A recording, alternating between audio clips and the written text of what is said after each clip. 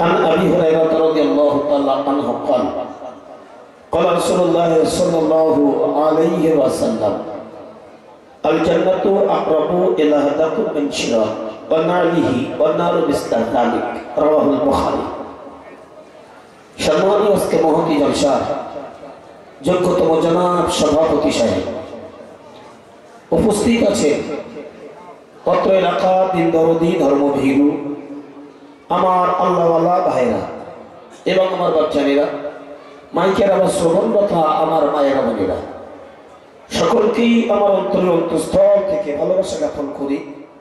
সর্বাগ্রে মহান রব্বুল আলামিনের প্রশংসা প্রকাশ করি, সকলে জোরে সোরে বলি আলহামদুলিল্লাহ।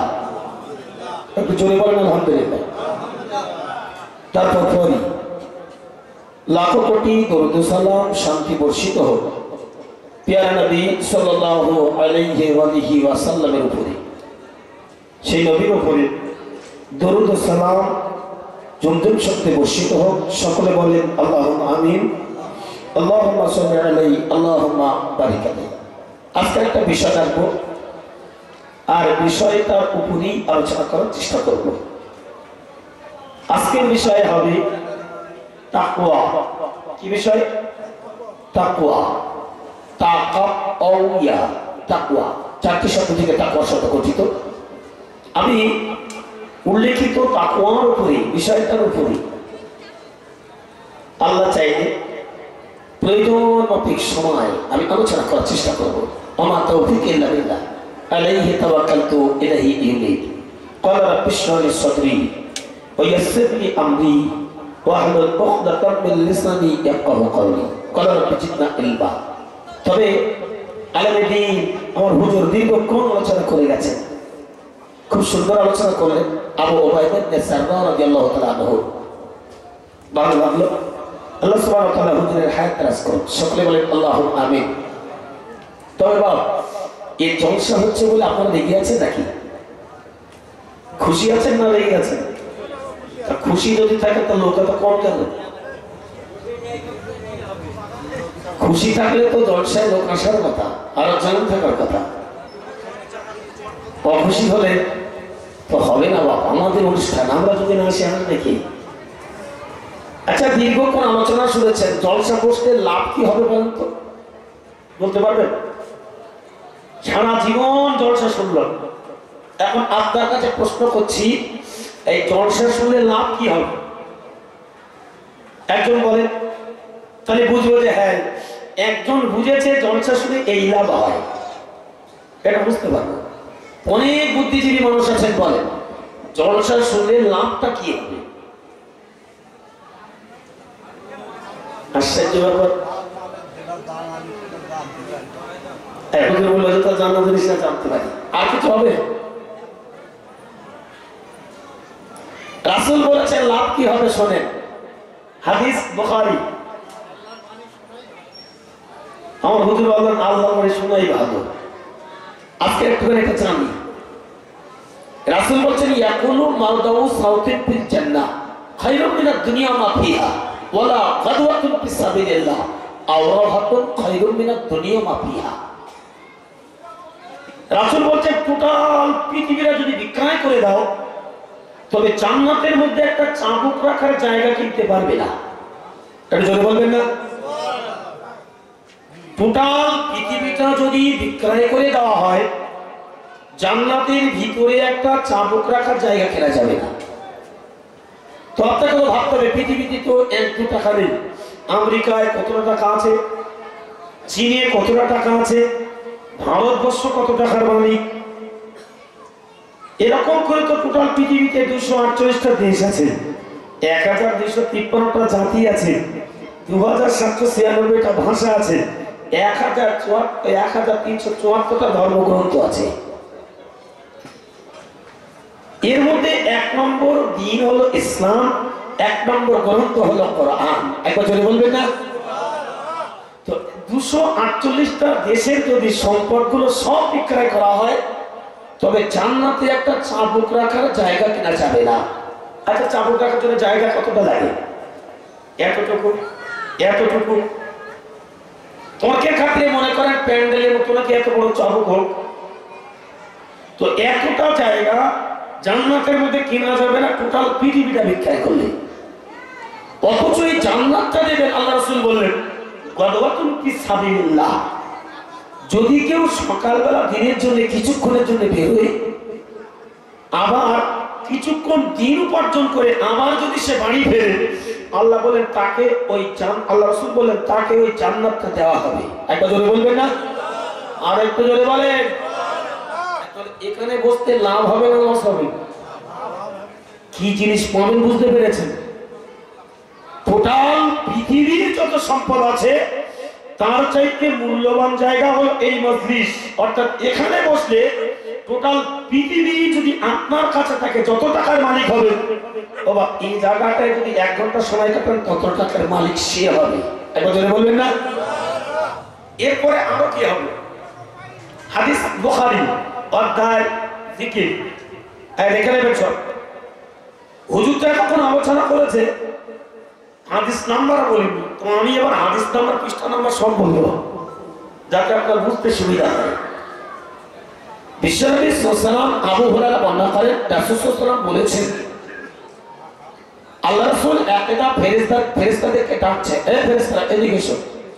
তো এসেছে, বলছে আল্লাহ ডাকলে কেন? আল্লাহ বলছে ফেরেশতা বলো ওই জায়গায় তোমরা ওঠানামা করছো কেন? এই জায়গায় ওঠানামা করছো কেন? কি ব্যাপার? কি জন্য ওঠানামা করো? ফেরেশতারা বলে ইয়া রাব্বুল আলামিন ইয়া রাহমানুর রাহিম, ও জায়গায় দ্বীনের আলোচনা চলে, সুতরাং ও জায়গায় আল্লাহ তোমার প্রশংসা হয়। কেউ সুবহানাল্লাহ বলে, কেউ আলহামদুলিল্লাহ বলে, কেউ তোমার কোরআন তেলাওয়াত শোনার পরে কেউ আবার আলহামদুলিল্লাহ এটাও বলে। একবার জোরে জোরে বলেন সুবহানাল্লাহ। বলছে বান্দা ফেরেশতা না, তাহলে কি ব্যাপার বলো, খুলে বলো। বলছে আল্লাহ এরা ওঠানামা করছে, আমরা ওঠানামা করছি এই কারণে যে ওখানে আপনার বান্দারা বসে আপনার তাসবিহ তাহলিল করছে। আল্লাহ বলে ফেরেশতা বলো আমার এই বান্দারা কি চায়, কি জন্য ওরা ওখানে বসে আছে, কেন আমার প্রশংসা বাণী প্রকাশ করছে, দীর্ঘ রাত্রি কেন বসে ওরা আমার প্রশংসা করে? ও ফেরেশতা বলো। তখন ফেরেশতারা বলে রব্বুল আলামিন ও জায়গায় বসে তারা এই আশা করে আল্লাহ আমাকে তুমি জান্নাত দিও। আল্লাহ তোমার আমি কখনো দেখিনি, তোমার জান্নাতের আশায় বসে এখানে তোমার প্রশংসা করছি। আল্লাহ তুমি আমার জান্নাত দান করো। একবার জোরে জোরে বলেন সুবহানাল্লাহ। বলছে না বসে বসে এই কামনা করছে। আল্লাহ বলে ওরা জান্নাত দেখেছে নাকি? তো আল্লাহ না দেখেনি। বলছে আমাকে দেখেছে, বলছে না আল্লাহ দেখেনি। আচ্ছা ফেরেশতা তোমরা শোনো, আমার কসম খেয়ে বলছি যারা গভীর রাত পর্যন্ত বসে বসে আমার কোরআন শুনছে, তাসবিহ তাহলিল এটাকে শ্রবণ করছে এবং বলছে, শুনে রাখো আমি ওই বান্দাদেরকে জান্নাতে দেবই। একবার জোরে বলবেন না? হাদিস বুখারী, কোরআনের পরে যে হাদিসের স্থান। এরপরে বলে ফেরেশতারা ওরা এবার কি চায় বলো? আমরা বানাচ্ছি আল্লাহ তাহলে 1 পৃষ্ঠার মতো হাদিসটা বলে রব্বুল আলামিন ওরা আপনার জাহান্নাম থেকে মুক্তি চায়। বলে ওরা জাহান্নাম দেখেছে নাকি? বলে আল্লাহ দেখিনি। বলে তাহলে ওরা কি কামনা করে? বলে আল্লাহ জাহান্নাম থেকে মুক্তি চায়। আল্লাহ বলে ফেরেশতা শোনো, যারা বসে বসে জাহান্নামের ভয়ের কথা শুনে জীবনটাকে তারা জাহান্নাম থেকে মুক্তির জন্য বারবার আমার প্রশংসার বাণী প্রকাশ করে, আমি কথা দিলাম ওই বান্দাদেরকে আমি আল্লাহ কখনো জাহান্নামে দেব না। একবার জোরে জোরে বলেন সুবহানাল্লাহ। নারে তাকবীর। আচ্ছা এই জায়গায় বসতে মনে লস হবে নাকি? লস হবে? আর টিভির ঘরে বসলে কি হবে? মেলায় গেলে লাভ হবে? আচ্ছা রাত 3টে বেজে যায় এদিকে বা মিলন মেলায় মুসলমানের তখন হুঁশ থাকে না। কোথায় 3টে বেজে যায় মিলন মেলা, আপনাদের বসিরহাটে মিলন মেলা হয় ভালো, ভীষণ ব্যাপার, আসা যায় না, আসি না। বসেছেন কিছু কথা শুনে যান। আজকের আলোচ্য বিষয় হবে তাকওয়া। কি বিষয়? আচ্ছা, তাকওয়া মানে কি জানেন? তাকওয়া মানে তাকওয়া থেকে তাকওয়া শব্দ থেকে আমি জানি করতে হলো ভয়। ভয় কাকে বলে? ভয় কাকে বলে বলেন তো? ভয় আমরা বুঝতে পেরেছি নরেন্দ্র মোদীর একটা কথায়, এনআরসি করব যদি 71 সালের দলিল না থাকে। ভয় খারাপ বুঝতে পেরেছেন?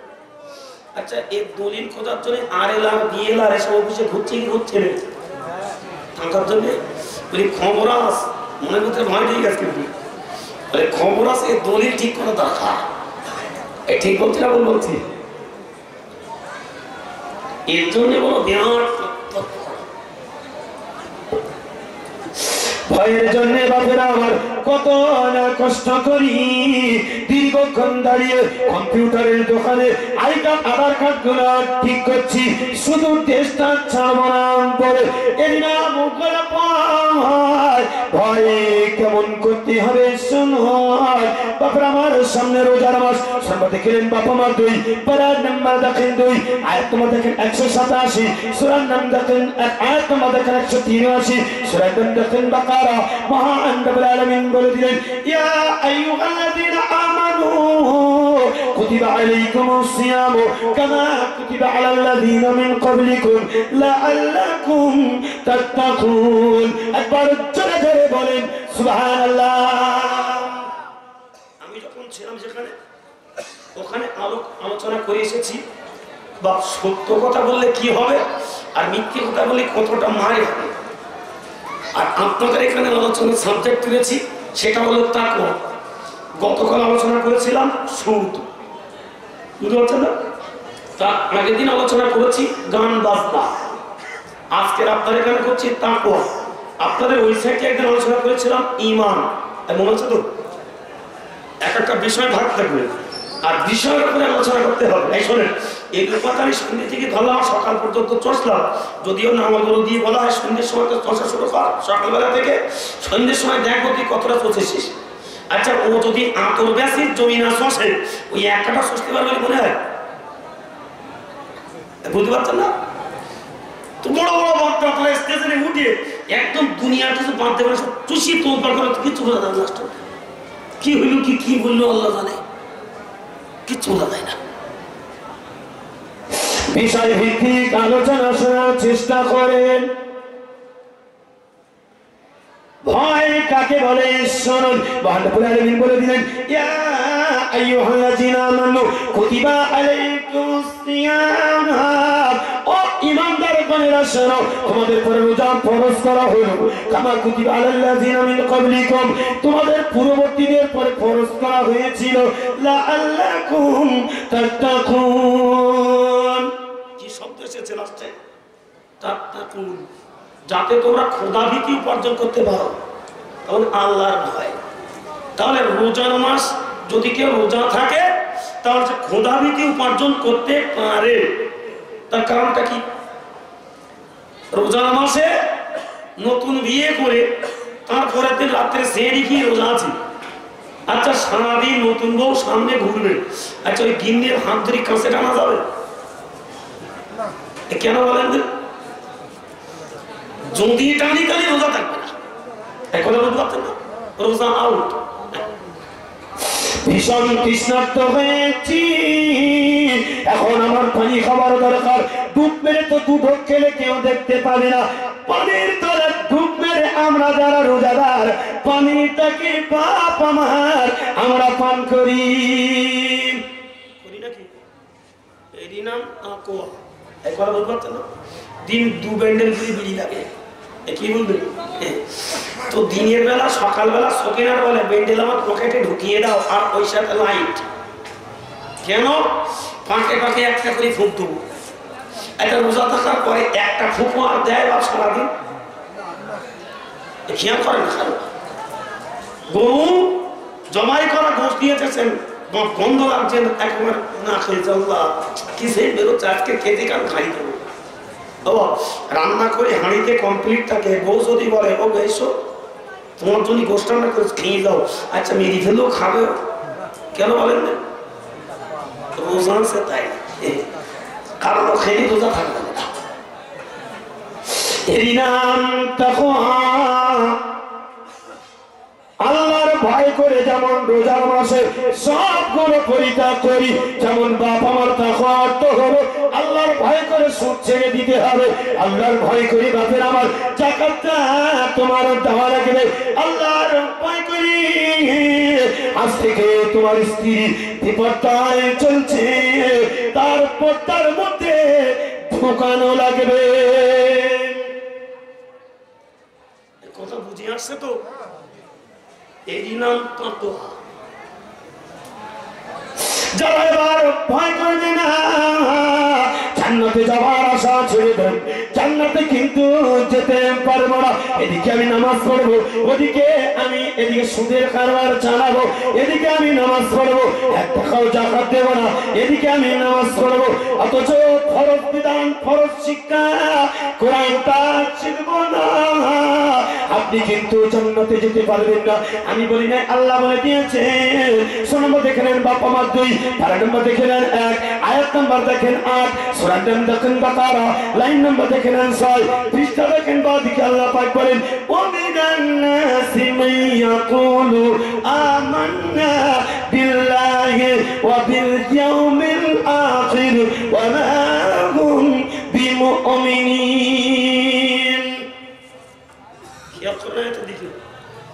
আমি যতক্ষণ আলোচনা করবো ওই সাবজেক্টই থাকবে বলে এদিক ওদিকে গলাটা খুব অসুবিধা হচ্ছে বা এই বক্সটা ঘুরিয়ে দাও তো বক্স না কোথায় গেল আওয়াজ বেশি না দিলে আমার গলার যে আওয়াজ এই অনুপাতে যদি আওয়াজ না হয় তাহলে আমি বক্তব্য দিতে পারবো না গলা ভেঙে গেছে আজকের এখানে যে 2.5 ঘন্টার মতো ঢুকিয়ে আসতাম আমি গলা শেষে মাইক একদম ভালো না আমি বলছি বক বলা ওরা আমার ছাড়ছে না ওই তো যা হোক চালাই যান আপনি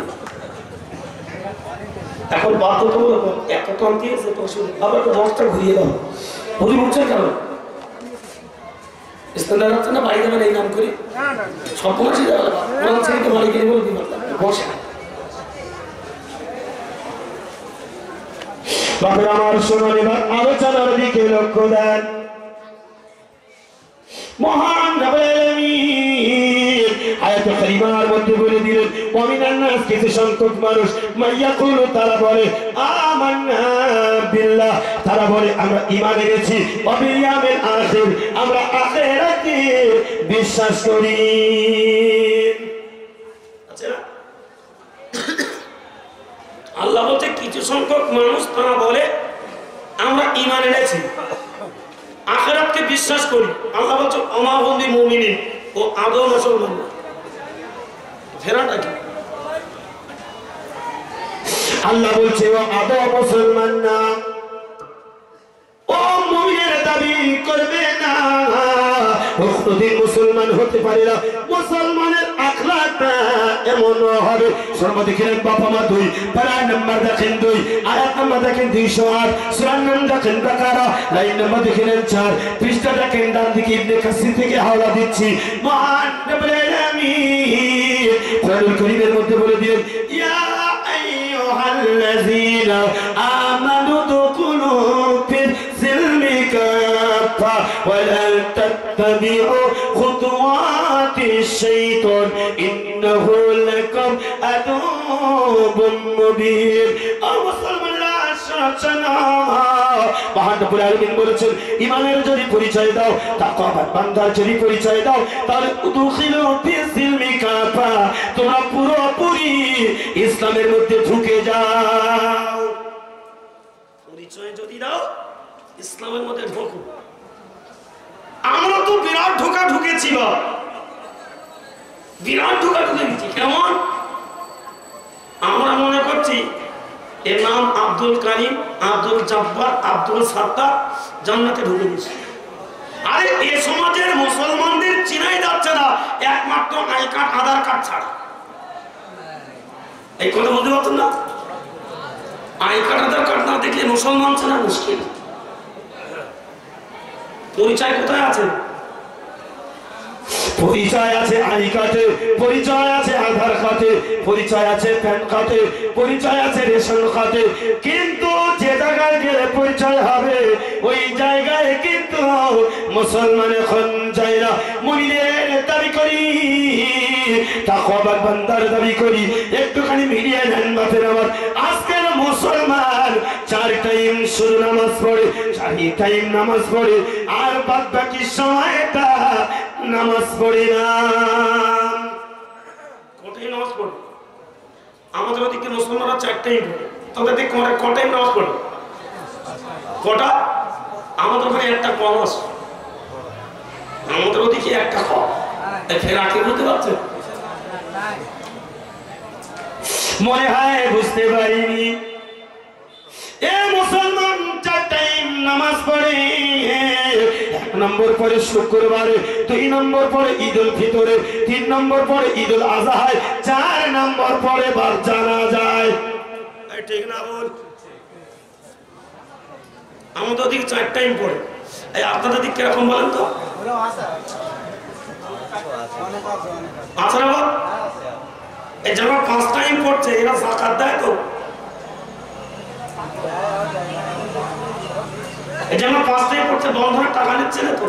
তাই ও 4 টাইম ও টান্স হবে না?